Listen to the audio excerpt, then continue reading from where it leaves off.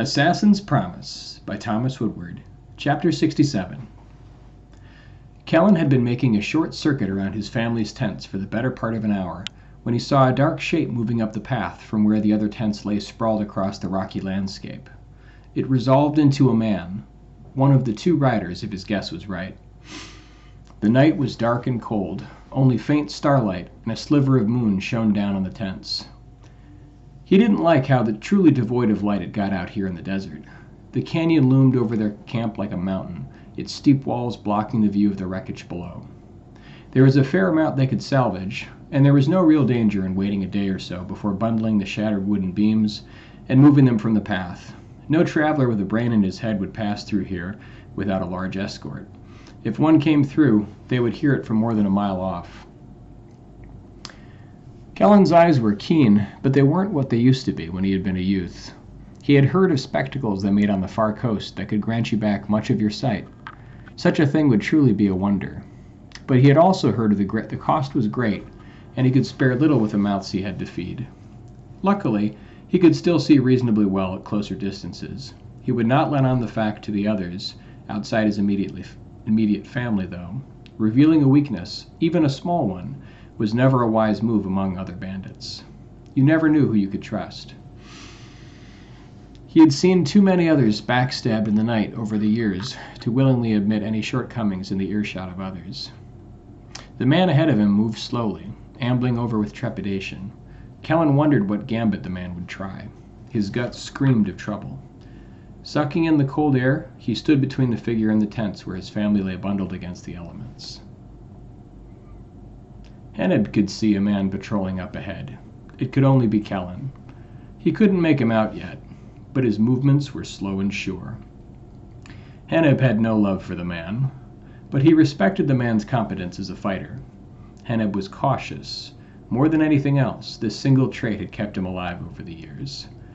His intent was to draw Kellen away somehow. Dolaran had promised he would take care of the others if he did so. Wetting his lips apprehensively, Henneb addressed the other man. "Kellen, it's a damn cold night out.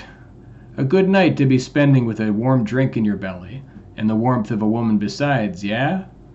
Dolaran and I got back to camp a while back, and the rest of us have a mind to share some drink around the fire. Why don't you come join us? Your wife will never even miss you. Just come for a song or two. It would be good to share what you saw with the others. They still have killing on the mind. Dark thoughts after seeing what we saw today. I figure they have a right to know what really happened, eh? A couple of folk took none too kindly to those two women you brought in, and I can't think of a better way to set their minds straight but to hear it straight from the horse's mouth. If you get my drift. Come now, Kellen. The fire would do you good. It'll freeze the rocks off you to stand out in this cold." Henneb waved his arms imploringly at Kellen, hoping to calm the man a bit. "Henneb, is that you?" Kellen said into the darkness. "I see the other one sent you over to come get me. I appreciate the offer, but I think I'll keep close to my family tonight. Bad things out there in the dark, you know. Tell the others I'll catch up with them in the morning. I don't think you fully understand. Just my polite advice, but I don't think it would do well for you to snub the others tonight. Vassen's blood is ready to boil. If I were you, I wouldn't want to give the wrong idea whose side you're on, if you catch my meaning. Look, I figure it's my neighborly duty to let you in on this before things get unfriendly. You didn't hear this from me, but there's a group of 3 of the men who mean to decide a new crew leader this very night. I wouldn't want to be left out when the new captain is chosen. That'll be as it will. I'll keep my own company tonight, Henneb. Tell your cousin the same. There's no sense in having him waste a trip down here to tell me again." Kellen hardened his features. He didn't like to be badgered or goaded. "I warned you, Kellen. Don't forget now. I'll try to keep you in mind when we pick a new boss. Don't you fret now. Be sure to say hi to the missus for me." Henneb smiled crookedly, the heat clear in his eyes.